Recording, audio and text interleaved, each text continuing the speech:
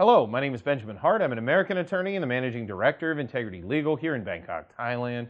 As the title of this video suggests, we're asking the question, why does the data keep changing? And the reason for this video comes from me reading a recent article in the Bangkok Post. It's bangkokpost.com.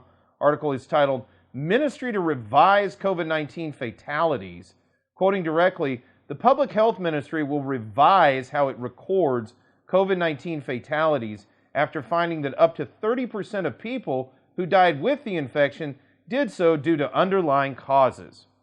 Public Health Minister Anutin Charnvirakul said the ministry will conduct revisions to more accurately determine the cause of fatalities in relation to COVID-19 infections.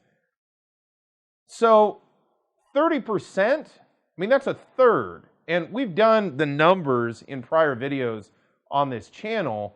It's my understanding it's like 0.25% of people, at least here in Thailand, based on data we compiled in the past, died with this.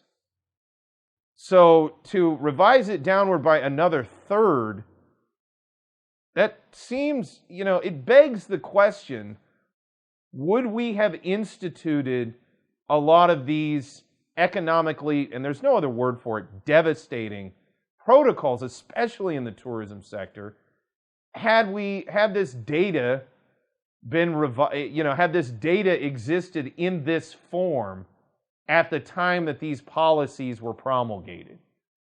And I don't think we would have.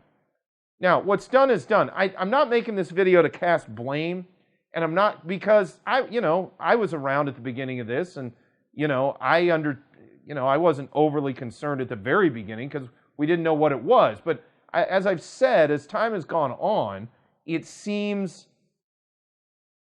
nonsensical to continue these protocols when A, you can't prove there's any benefit. I haven't seen, again, I'm willing to be stand here corrected. I'm happy to correct myself. I've done it many times on this channel. If you have documentation or data that can show that there's been a substantial benefit to all of these protocols, which have effectively decimated Thailand's economy, especially with respect to the tourism sector, I'm happy to hear it. But I haven't seen anything to that effect. So it kind of begs the question at this point, A, what are we doing? In hindsight, what were we doing? If we were wrong, I've said this before, maybe just, okay, we overreacted. We made the decisions we made.